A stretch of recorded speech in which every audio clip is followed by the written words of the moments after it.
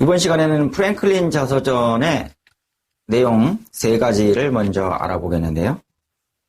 자, 유명인 자서전을 살펴보는 이유가 있다고 했습니다. 유명인 자서전. 우리는 지금 본인의 자서전을 쓰려고 하는데 남의 자서전을 왜 읽어봐야 하느냐. 이렇게 의문점을 가지시는 분들도 계십니다. 그런데 남의 책을 읽어보면 그 안에 들어있는 여러 가지 요소들을 발견하게 되겠죠. 구성 방법이나 전개 방법, 또 내용, 그 다음에 문법적인 요소, 그리고 이야기 전개 방식, 이런 것들을 다 살펴볼 수 있기 때문에 벤치마킹 하는데 도움이 많이 됩니다. 그래서 여러분의 글을 쓰시기 전에 또 남의 글을 많이 읽어보는 것, 쓰면서도 읽어보고 쓰기 전에도 읽어보고 계속 많이 읽어보시는 게 도움이 될 거라고 생각합니다. 첫 번째 예문을 보시면 제목을 이렇게 달아놓았습니다. 어린 시절 나의 성향과 에피소드, 프랭클린의 이야기를 하고 있습니다. 한번 읽어보겠습니다. 나는 늘 바다에 나가서 놀곤 했다. 헤엄을 쳤고 보트를 탔다. 특히 보트를 다루는 솜씨가 좋아서 아이들과 보트나 카누를 타고 놀 때면 의례 내가 대장 역할을 했단다. 여기 뭐뭐 했단다라는 표현이 나온다고 했죠.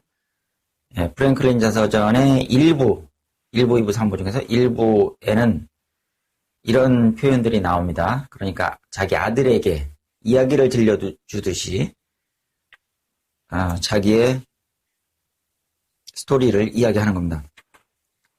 특히 위험에 처하기라도 할라치면 여지없이 내가 지휘를 맡았다.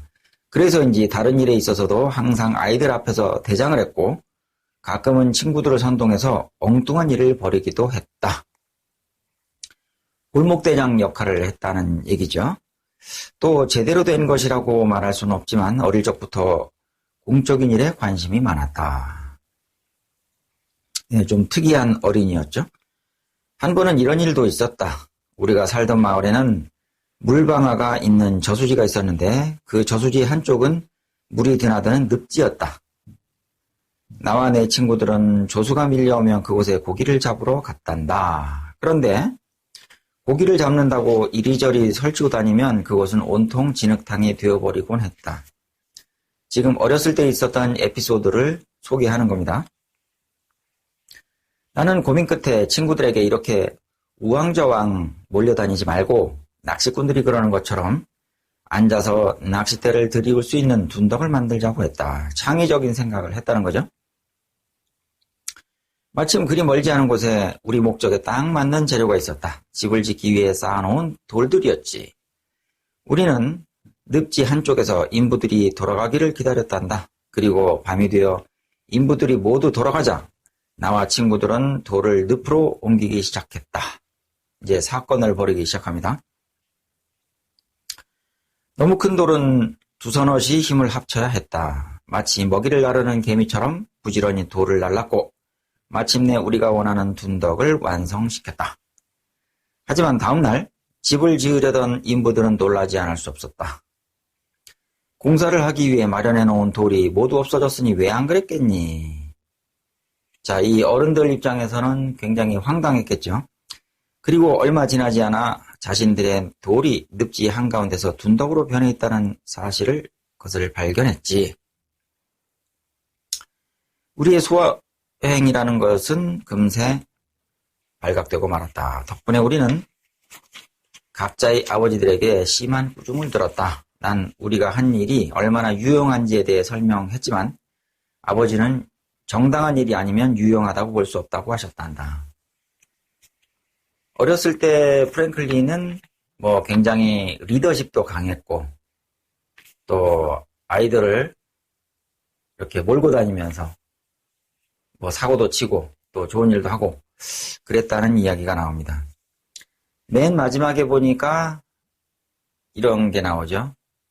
아버지한테 심한 꾸중을 들었는데 자기는 또 자기의 그 생각을 말하기 위해서 아버지에게 조목조목 따졌다.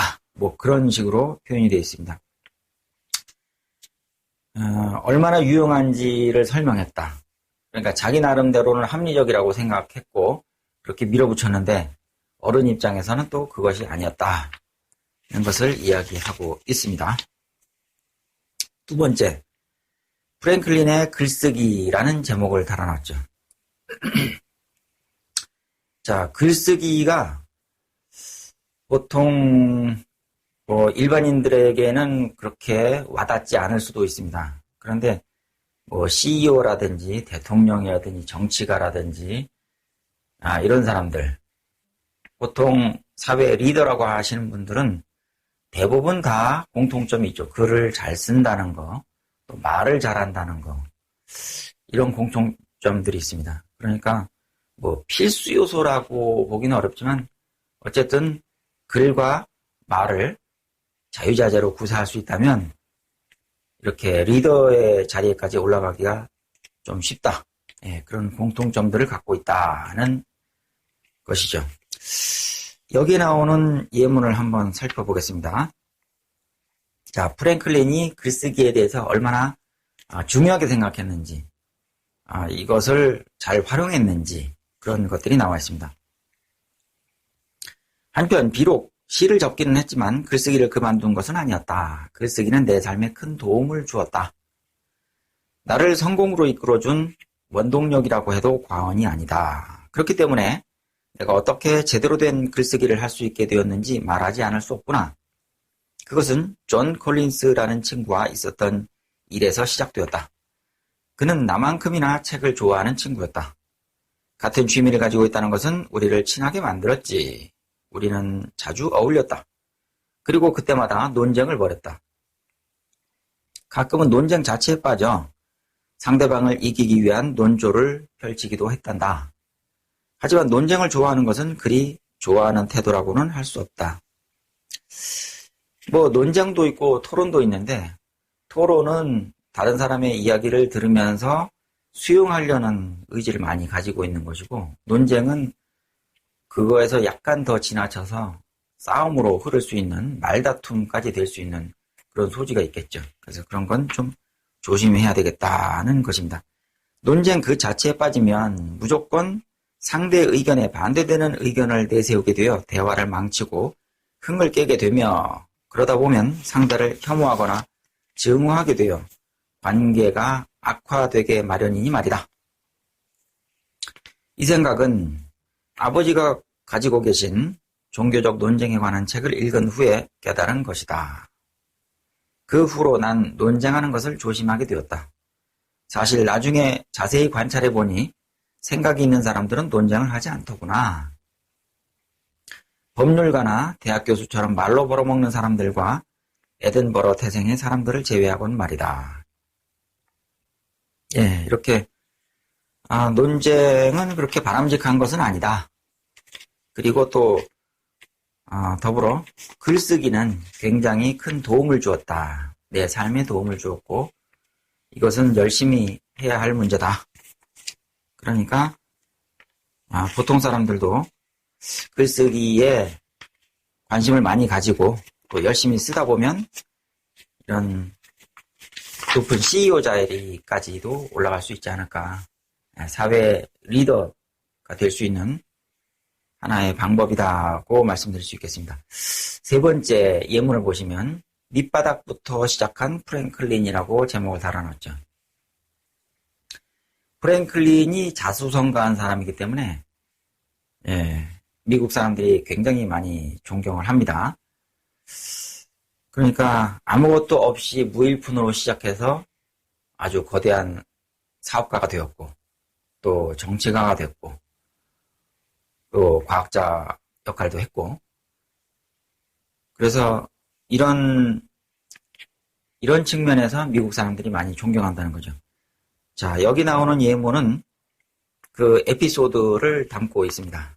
그러니까 무일푼으로 시작해서 어떻게 내가 그런 역경을 헤쳐나갔다 하는 것인데 한번 읽어보겠습니다. 지금까지 집을 떠나 필라델피아에 도착하기까지의 여정에 대해 비교적 자세히 얘기했다. 이제부터는 도착한 이후에 있었던 일에 대해 얘기하려고 한다. 아마 다 듣게 되면 내가 얼마나 초라하게 출발해서 큰 것을 이뤄냈는지 알게 될 것이다. 예, 시작은 아주 초라했다는 얘기죠. 뉴욕에서 필라델피아로 올 때 난 가방 하나 들고 있지 않았다. 집을 나올 때 챙겨온 가방은 뉴욕을 떠날 때 다른 배편으로 붙였다. 때문에 갈아입을 옷도 없었다. 출발할 때 입은 작업복은 2번의 험난한 항해로 이미 엉망이 되어 있었고 주머니는 갈아 신고 쑤셔넣은 양말들로 보기 흉하게 볼록해져 있었다. 불룩해져 있었다. 아는 사람도 없었고 잘 곳도 없었다. 예. 어느 집에서 하숙을 하는지도 알 수 없었다. 며칠을 걸은 데다가 전날 노를 저었고 게다가 노숙을 한 탓에 온몸은 지칠 대로 지쳐 있었지만 내가 가진 돈이라고는 고작 1달러짜리 네덜란드 지폐 하나와 1실링짜리 동전 하나가 전부였다. 예, 거의 무일푼이나 다름없었다. 그런 얘기죠. 그나마 동전은 뱃삭스로 내준 후였다. 사실 배 주인은 뱃삭스를 받지 않으려 했다. 예, 돈이 없어 보이니까 안 받으려고 했겠죠. 하지만 난 고집을 부려 기어코 죽어야 말았다. 무릇 사람이란 많이 가졌을 때보다 넉넉하지 않을 때 씀씀이가 후한 법이다. 아마도 빈털터리라는 것을 들키고 싶지 않다는 허영심 때문일 것이다. 예, 그래서 마지막 자존심은 지켜야 되지 않겠느냐. 내가 어떻게 이런 것까지 공짜로 타고 갈 수 있겠느냐. 뱃삭스는 내야 되겠다. 그러면서 자기가 어렸을 때 이제 뉴욕에서 필라델피아로 떠나가는 과정에서 어떻게 했다는 것을 이야기해주고 있습니다.